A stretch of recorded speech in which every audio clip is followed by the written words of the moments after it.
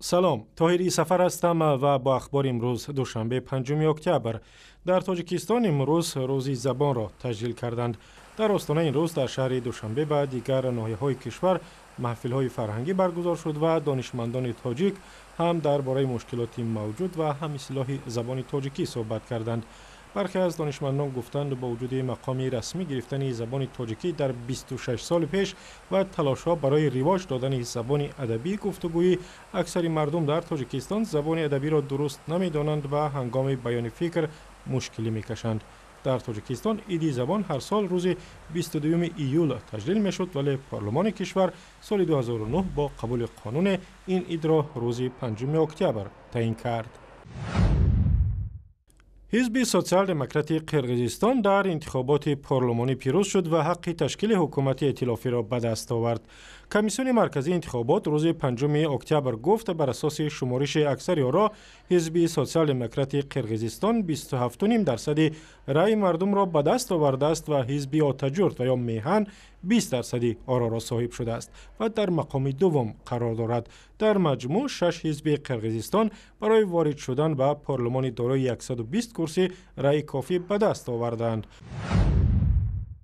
мақомоти тоҷикистон баъд аз тақрибан як ҳафта гузаргоҳи марзии панҷи поёнро ки вилояти Хатлонро бо вилояти Кундузи Афғонистон васл мекард боз карданд. дар раёсати марзбонӣ рӯзи 5 октябр ба радиои озодӣ гуфтанд ҳаракати мошинҳо аз тариқи гузаргоҳи марзӣ шурӯъ шуд. баъди ишғоли шаҳри Кундуз аз тарафи толибон ва ҷангҳо дар ин шаҳр, Тоҷикистон гузаргоҳи панҷи поёнро баст ва садҳо мошини пурбор дар ду тарафи марз дармонданд. гузаргоҳи мазкур яке аз роҳҳои асосии интиқоли маводи ғизоӣ ва дигар молу коло ба Тоҷикистон ва Афғонистон аст. толибон охири моҳи сентябр шаҳри Кундузро гирифтанд, вале баъди муддати кӯтоҳ нерӯҳои давлатии Афғонистон шаҳрро аз дасти онҳо озод карданд. модари бузургмеҳр Ёров, вакили дифоъ ки мақомоти интизомӣ ӯро бо иттиҳоми тақаллубу сохтакорӣ боздошт карданд, мегӯяд ки писараш бегуноҳ аст ва иттиҳомот алайҳи ӯ асос надорад. ҳури Исҳоқова рӯзи 5 октябр ба радиои озодӣ гуфт фарзандаш аз касе ришват нагирифтааст ва иддаои мақомоти интизомӣ дар бораи зодгоҳи ӯ низ дуруст нест. این بچه 71 تولد داشت، یکم تولد خونه ده تولد چکرم دیم اتاجم ده ساعتای 10 پدر در کماندیرافت بود روز جمعه به دنیا آمده است.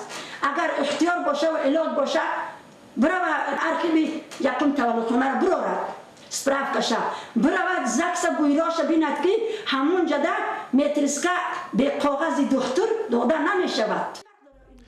ҳури Исҳоқова ҳамчунин иддаоҳо дар бораи бисёрзании писарашро рад кард.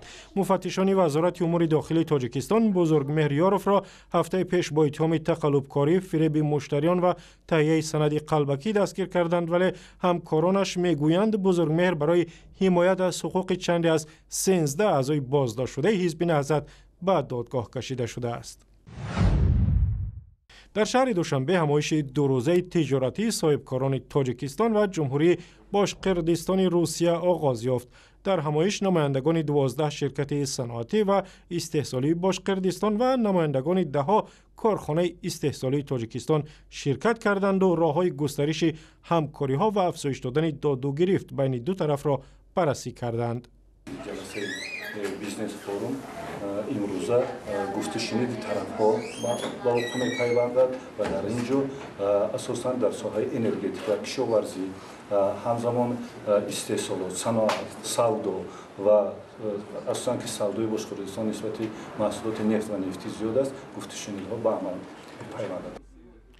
Тоҷикистон аз Бошқирдистон умдатан маҳсулоти нафтӣ мехарад ва дар ҳамоиши рӯзи 5 октябр байни ду тараф дар бораи воридоти таҷҳизот ба Тоҷикистон низ созишнома имзо карданд. форуми мазкур то рӯзи 6 октябр идома мекунад. футболбозони ҷавони Тоҷикистон рӯзи 6 октябр дар даври чаҳоруми мусобиқоти интихобии қаҳрамонии Осиё 2016 бо дастаи Малдив нерӯ меозмоянд. дастаи мунтахаби футболбозони то 19 солаи Тоҷикистон аз ин пеш тими Баҳрайнро бо ҳисоби 3-2 шикаст дод. тамоми бозиҳои интихобӣ миёни дастаҳои Тоҷикистон, Малдив ва Ироқу Баҳрайн дар варзишгоҳи марказии Душанбе сурат мегирад. футболбозони Тоҷикистон то кунун ба тими Ироқ бо ҳисоби 2-0 бохтанд ва тими Ироқ ҳоло пешсафи мусобиқот аст. و اخباری از این هم بیشتر در وبسایت رادیوی آزادی، در صفحه های ما در فیسبوک، توییتر و یوتیوب و هم صمیمه رادیوی آزادی برای تلفن های همراه.